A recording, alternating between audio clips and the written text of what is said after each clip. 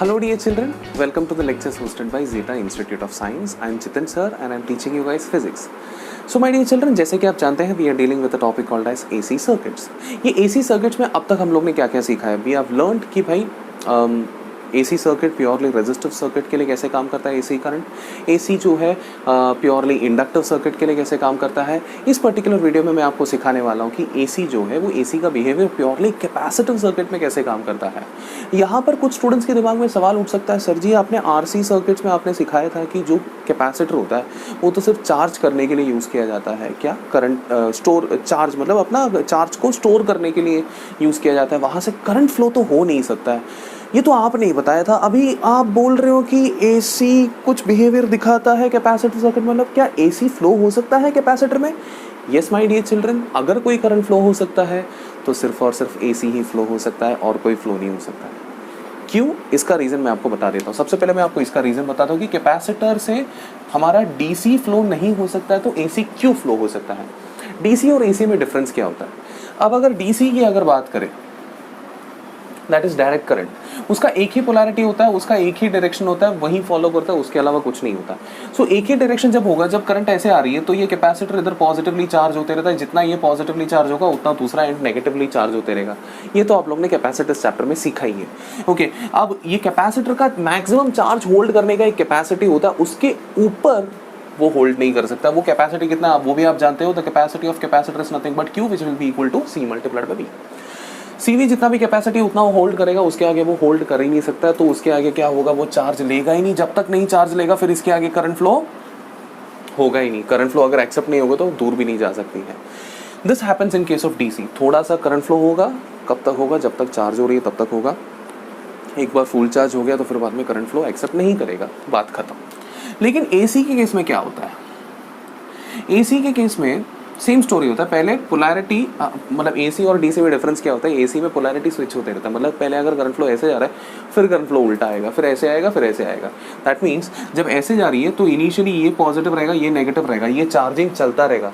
ये full charge होने के पहले ही AC अपना बिहेवियर चेंज कर देगा, करंट फ्लो को उल्टा भेजना शुरू कर देगा। उल्टा भेजेगा तो क्या होगा, जितना चार्ज हुआ उतना डिस्चार्ज हो जाएगा, वापस ये न्यूट्रल हो जाएगा। देन क्या होगा, देन उल्टा चार्ज होना शुरू हो जाएगा। दैट मीन्स ये नेगेटिव पॉजिटिव बन जाएगा और ये पॉजिटिव क्या हो जाएगा, नेगेटिव बन जाएगा। फिर क्या होगा, जब तक ये उल्टा फुल चार्ज होने के लिए चांसेस जब तक हो रहा होगा तब तक ये वापस करंट फ्लो को उल्टा कर देगा। फिर क्या होगा, वापस इधर का पॉजिटिव नेगेटिव उतर जाएगा, ये न्यूट्रल बन जाएगा डिस्चार्ज हो गए। देन क्या होगा, वापस उल्टा चार्ज होगा, ये पॉजिटिवली चार्ज होगा, ये नेगेटिवली चार्ज होगा, वापस सेम स्टोरी रिपीट होगा। That means what is happening, every time the current is flowing through capacitor. The current is flowing because charge होने के बाद ही तो करंट बंद करेगा ना, वो भी अगर सेम डायरेक्शन में भेजा तो।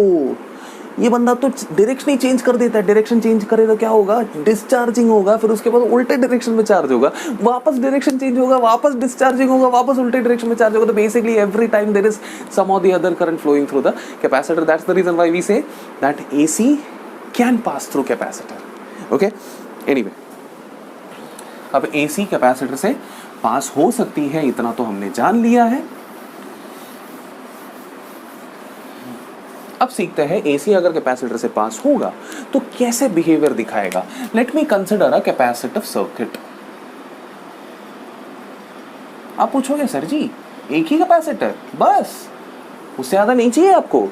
चाहिए बेटा। देखो, आप कितने भी कैपेसिटर्स कंसिडर कर लो, ये सारे के सारे कैपेसिटर्स को सीरीज पैरेलल कॉम्बिनेशन के साथ आप लोग जोड़ सकते हो, जोड़कर एक सिंगल कैपेसिटर का इफेक्टिव कैपेसिटेंस निकाल सकते हो। तो वैसे इफेक्टिव कैपेसिटेंस निकालो, उसको यहाँ पर सब्सटीट्यूट करो, because I am going to deal with such kind of circuits जहाँ पर सिर्फ और सिर्फ कैपेसिटर्स रहेंगे। तो आप लोग सबको जोड़ सकते हो, ऐसा नहीं कि नहीं जोड़ सकते हो। Okay, anyway, let me say this EMF is E0 sin omega t as usual. Okay, इसने कुछ तो EMF प्रोवाइड किया, इस वजह से ये चार्ज होगा, है कि नहीं?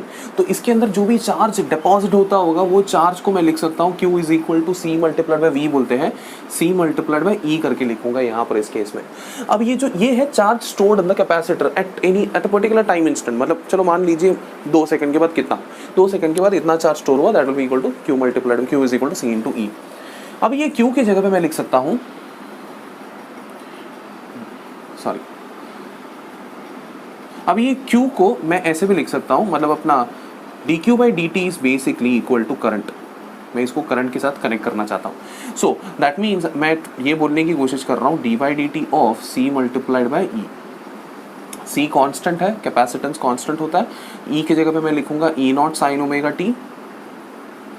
तो इसमें से आप तो जानते हैं कि डिफरेंशिएशन किसके साथ बैठेगा, सिर्फ और सिर्फ साइन ओमेगा टी के साथ बैठेगा। साइन ओमेगा टी का डिफरेंशिएशन कर देते हैं, ई नॉट साइन ओमेगा टी का डिफरेंशिएशन हो जाएगा cos omega T multiplied by अंदर का ओमेगा। ओके, ये होगा आई। अब वापस आप जानते हैं कि ये तो करंट का एक्सप्रेशन होगा, ये वेरिएबल करंट का एक्सप्रेशन है। मैं बोलूंगा फॉर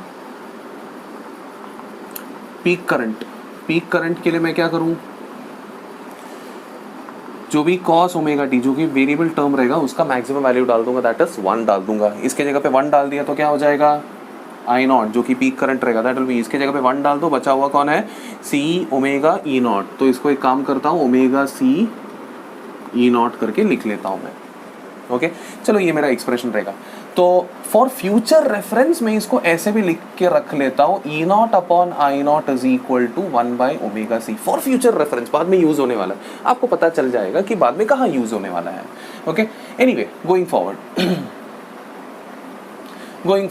अब यहाँ पर ये एक्सप्रेशन इधर सब्स्टिट्यूट कर लेता हूँ मैं, therefore I can say that I is equal to I naught cos omega T. अब जैसे कि आप जानते हो कॉस ओमेगा टी के केस में मैं कॉस ओमेगा टी को ऐसे भी तो लिख सकता हूँ, sign omega T plus pi by 2, क्योंकि आप तो जानते हैं कि साइन और कॉस के बीच का डिफरेंस है पाई बाय 2 का। तो यहाँ पर करंट का एक्सप्रेशन क्या मिल जाएगा आपको, I naught sine omega T pi by 2 where E M F will be equal to E naught sine omega T. इसमें से क्या पता चल जाएगा आपको, इसमें से ये पता चल जाता है कि जो हमारा करंट है वो इस बार ई एम एफ से पाई बाय 2 आगे है, पिछली बार वो ई एम एफ से पाई बाय 2 पीछे था। Okay therefore we can say that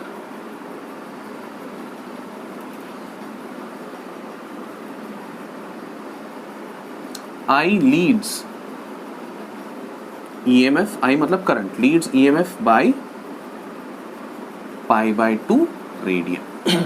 pi by 2 के रेडियन से वो लीड कर रही है। तो इसका अगर फेजर डायग्राम अगर आपको बनाना है तो बहुत ही सिंपल सा फेजर डायग्राम होगा, देख लीजिए यहां पर। Let me call this as x, let me call this as y। Okay अब जैसे कि आप जानते हो ये होगा EMF जो कि ओमेगा टी के फेज पे होगा। करंट क्या है, करंट के लिए ओमेगा टी भी जाना है और उसके अलावा एडिशनल पाई बाय 2 एक्स्ट्रा जाना है। सो करंट के लिए ओमेगा टी भी जाना होगा, उसके अलावा एक्स्ट्रा एडिशनल पाई बाय 2 जाना होगा। सो करंट जो होगा, करंट का डायरेक्शन इस तरह होगा। So phasor diagram of capacitive circuit, capacitive circuit के अंदर का करंट और ईएमएफ का जो रिलेशन है वो इस तरह मैं उसको प्रेजेंट कर सकता हूँ। इसी चीज़ को मैं एक और तरीके से प्रेजेंट कर सकता हूँ ग्राफिकली, अगर मैं इसको रिप्रेजेंट करने की कोशिश करूँ। So this is my graph, this is for EMF and current. Late me से ये मेरा ईएमएफ का ग्राफ होगा। Okay this value is E not, this value is minus E not. Okay ठीक है। अब करंट, करंट जो है देखो यहाँ पर क्लियरली दिखाई दे रहा है, जो करंट है इस बार है ना ईएमएफ से पीछे नहीं है बल्कि ईएमएफ के आगे है। मतलब अगर ईएमएफ यहाँ से स्टार्ट किया 0 से, देन करंट ने ना 90 डिग्री पहले ही करंट ने स्टार्ट किया था 0 से। सो करंट ने शायद ना यहाँ से स्टार्ट किया होगा। ये है 0, ये है पाई बाय 2, ये है पाई, ये है 3 पाई बाय 2, ये है 2 पाई। ओके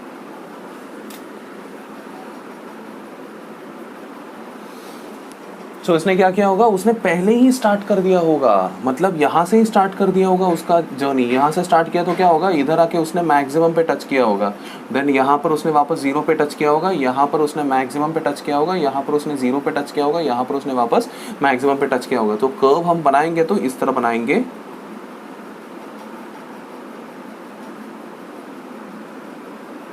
इस तरह बनाएंगे curve. So this will be the curve of the current. Okay यहाँ पर पीक वैल्यू क्या होगा, आई नॉट होगा, इसका नेगेटिव पीक वैल्यू क्या होगा, माइनस आई नॉट होगा। सो ये होगा तो हमारा ग्राफ। सो इसका मतलब क्या होता है, ईएमएफ अगर 0 से स्टार्ट हो रहा होगा, करंट जो है ना वो ईएमएफ के अलावा एडिशनल पाई बाय 2 उसके पास, तो उसने पहले से ही पाई बाय 2, उसने पाई बाय 2 एक्स्ट्रा ट्रैवल किया, that means, so that's what I am trying to say, उसके पास पाई बाय 2 का एडिशनल एंगल है। मतलब उसने ईएमएफ ने अगर इतना 2 पाई ट्रैवल किया तो वो करंट 2 पाई भी ट्रैवल कर सकता है, उसके अलावा एडिशनल पाई भी ट्रैवल कर सकता है, पाई बाय 2 भी ट्रैवल कर सकता है। Okay so I believe this is clear my dear children, please pause the video and make a note of it. I believe आप लोग ने लिख लिया होगा। सो आगे बढ़ते हैं, हमारे पास क्या क्या एक्सप्रेशन है। ईएमएफ का एक्सप्रेशन है, करंट का एक्सप्रेशन है, that is I naught sine omega T plus pi by 2। उसके अलावा एक और एक्सप्रेशन है ई नॉट और आई नॉट के बीच का रिलेशन। मैंने आपको बोला था कि ई नॉट अपॉन आई नॉट का एक्सप्रेशन जो है ना उसको हाईलाइट करके रखो, मे भी बाद में यूजफुल होने वाला है, 1 अपॉन ओमेगा सी। ओके, सो अब यहाँ पर अगर आप देखेंगे, हम लोग ने इसके पहले मैंने आप लोगों को रेजिस्टिव सर्किट में रेजिस्टेंस के बारे में सिखाया था। Resistance is basically EMF upon current. Inductive circuit जब मैंने सिखाया तो वहाँ पर भी मैंने आपको बताया था कि रेजिस्टेंस का एक रिप्लेसमेंट है जिसको हम लोग बोलते हैं रिएक्टेंस। ओके, इंडक्टिव रिएक्टेंस हम लोग उसको बोलते हैं। सो जैसे इंडक्टिव सर्किट में इंडक्टिव रिएक्टेंस होता है जो रेजिस्टेंस का काम कर सकता है, वैसे कैपेसिटिव सर्किट में भी एक कैपेसिटिव रिएक्टेंस होगा जो रेजिस्टेंस का काम करने वाला है। ओके, उसके बारे में डिस्कस करने वाले हैं हम लोग। In resistive circuit,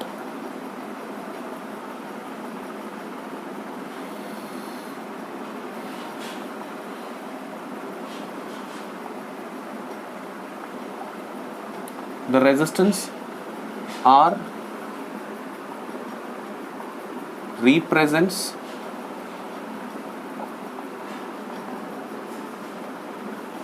the opposition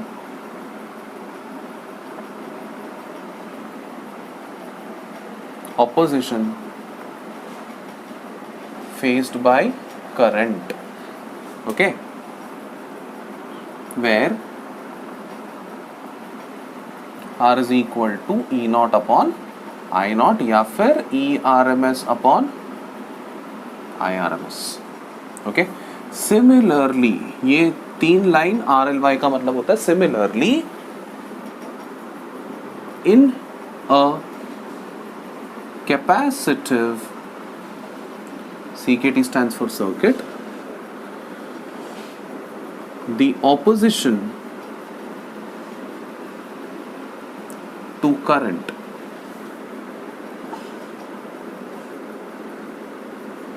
will be represented by या फिर quantized या फिर represented, कोई भी वर्ड यूज कीजिए, represented by capacitive reactance। Capacitive reactance जिसको सिंबॉलिकली XC करके हम लोग डिनोट करते हैं, वेयर ऑब्वियसली XC का भी एक्सप्रेशन क्या होगा, E not upon I not होगा या फिर E RMS upon I RMS होगा। This you can note it down. Okay, since capacitive reactance is E not upon I not, इसकी जगह पे डाल दूंगा, मैं बोलूंगा since E naught upon I naught is equal to 1 by omega C, therefore capacitive reactance, XC उसका symbol है, X उसके बेस में C क्यों डाला, क्योंकि कैपेसिटिव रिएक्टेंस के लिए X है और कैपेसिटिव के लिए C है। XC will be equal to 1 upon omega C, ये तुम्हारा एक्सप्रेशन होगा। And SI unit of capacitive reactance is ohm। हो गया। सो माय डियर चिल्ड्रन, यहाँ पर हमने ये जानकारी ले लिया कि देखो प्रीवियस वीडियो में मैंने आपको बताया था कि रेजिस्टिव सर्किट के लिए रेजिस्टेंस काफ़ी हो जाता है, इंडक्टिव सर्किट के लिए एक्सएल की ज़रूरत पड़ती है जिसको हम लोग इंडक्टिव रिएक्टेंस बोलते हैं। जिन्होंने प्रीवियस वीडियो देखा नहीं है तो प्लीज़ मेक श्योर कि मेरे प्रीवियस वीडियो देखकर यहाँ पर आए ताकि एक कंटिन्यूएशन आपको मिले। ओके, एंड यहाँ पर कैपेसिटिव सर्किट होगा तो उसके लिए हम लोग कैपेसिटिव रिएक्टेंस यूज़ करेंगे जिसको हम लोग XC से डिनोट करते हैं, जिसका यूनिट सेम ही होगा, उसका फॉर्मूला होगा 1 by omega C। So my dear children, I request you guys to please pause the video and make a note of it.